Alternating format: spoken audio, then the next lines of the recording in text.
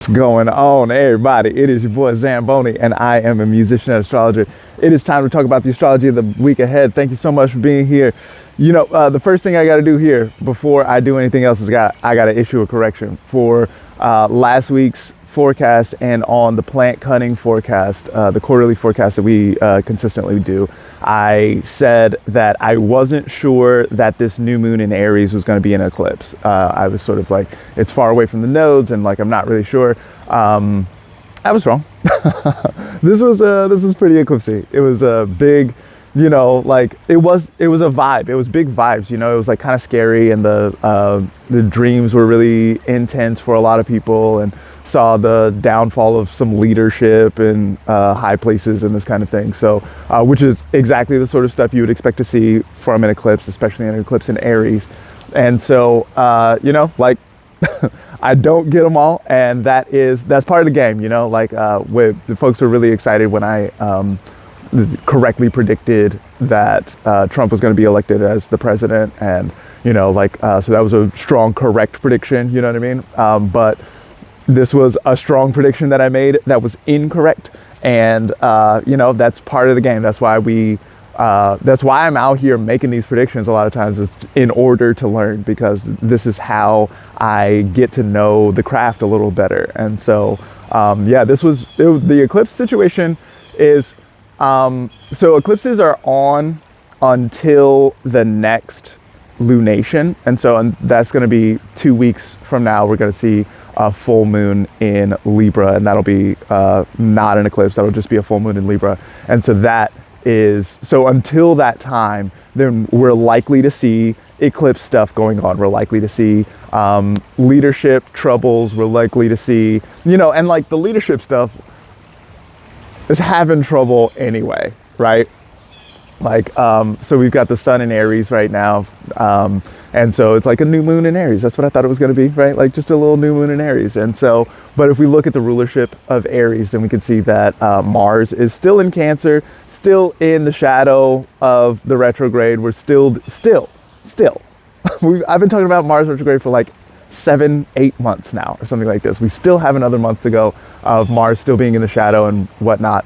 Like Mars trying to act decisively is going to be operating from a super sensitive place at best. That's the very best thing that can be going on here with this Mars. It's not a super, like, this is not the kind of Mars that does well with boundaries and borders and like feels secure in itself. And so that insecurity leads to a place of like vulnerability that can be a little bit extra edgy and this kind of thing. And so that, in addition to the eclipse of the sun and all of the rest of the things that are going on here, we can take a look and notice that this week we've got Venus back in Pisces.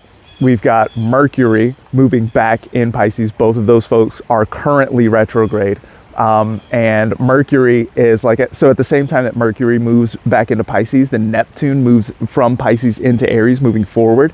And so that represents a conjunction between Mercury and Neptune. So Neptune-Mercury conjunctions are consistently going to be like deceptive maybe, or confused, or like not really wed to strong factual information. You know what I mean? It's not super solid information. It's not solid communication, like not just Mercury retrograde, shout out to like miscommunications and delays and stuff like that, but also Neptune's going to confuse things. Neptune's going to be like, what even are boundaries? There's no such thing. You know what I mean?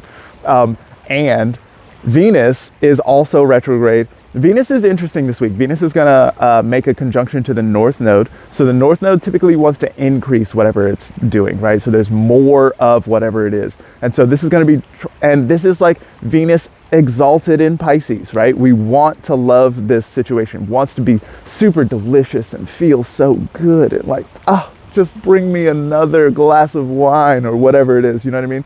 Like, bring some pie, delicious, sweet things. And so, but the Venus things have not been working properly recently, right? We're in the middle of this Venus retrograde. And so Venus retrograde, so if Venus's job is to connect, then Venus retrograde disconnects, or the Venus retrograde will turn Venus on its head, and so then the Venus things are not happening the way that you might want them to.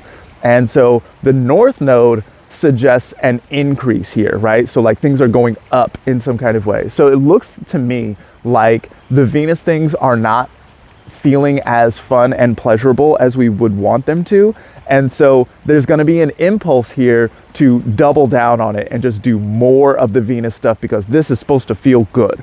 And so what we're likely to find in that, especially since we noticed that Venus's next conjunction, which is going to happen at the end of the week, is a conjunction to Saturn, the planet of boundaries and discipline and saying no to stuff and limitations and that sort of stuff. Venus and Saturn get along in some important ways. It's good to remember that Saturn, for example, is exalted in Libra, which is ruled by Venus, right? So there is a kind of agreement that these two can come to, but Venus retrograde making a conjunction to Saturn definitely looks like there is difficulty in getting the Venus things to happen, especially without some kind of commitment or long-term situation or discipline, like a commitment to the values in some kind of way, right?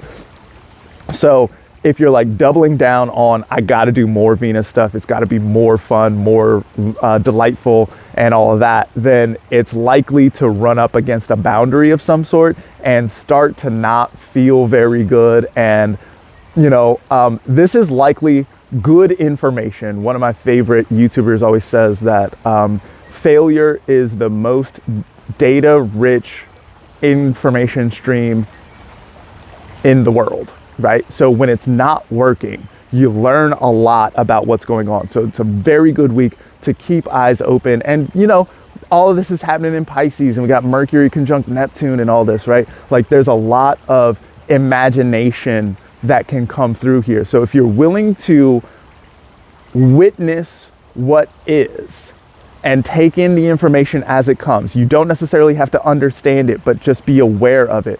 One of my favorite books from childhood was called Bud Not Buddy. Fun fact, me and Bud have the same birthday. But in that book, he's an orphan. He's like 9 years old or something like that, and his mom is recently deceased, and so he is sort of coming into an awareness of some of the lessons that she gave to him. And while he was like little, you know what I mean? He was like 5, 6 years old and like listening to his mom say stuff, and she would say things and he didn't understand what she was talking about, but he just memorized it. And then later in his life, then he's like coming to understand some of the things that she had been saying to him more and more.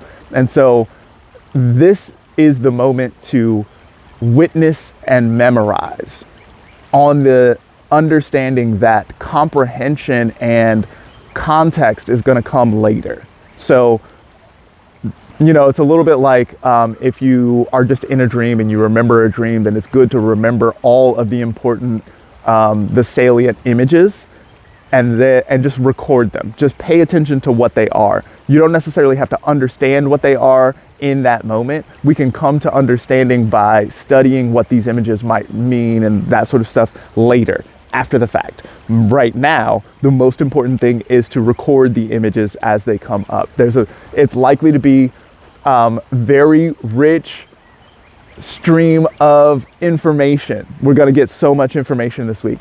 A bunch of it's going to be weird. We've got this Mercury-Neptune situation, right? Like some of it is going to be intentionally deceptive. Some of it is just going to be confused or misunderstood or something like this, right? Like there's plenty of weird stuff going on here, and right now is not the time to commit to an action based on the information that you get. Now is the time to pay attention to what information is happening. More sources of information might be better in this kind of thing, like taking a look at, this person said that thing, this person said that this other thing, And I'm not going to commit to any of that right now. I just want to know what people are saying, get a lay of the land, and then once Mercury and Venus turn direct again and start moving forward again, then we can maybe move forward in a more coherent fashion. I forgot to tell you to go to zambonifong.com. Please do that. Appreciate y'all. Check y'all later.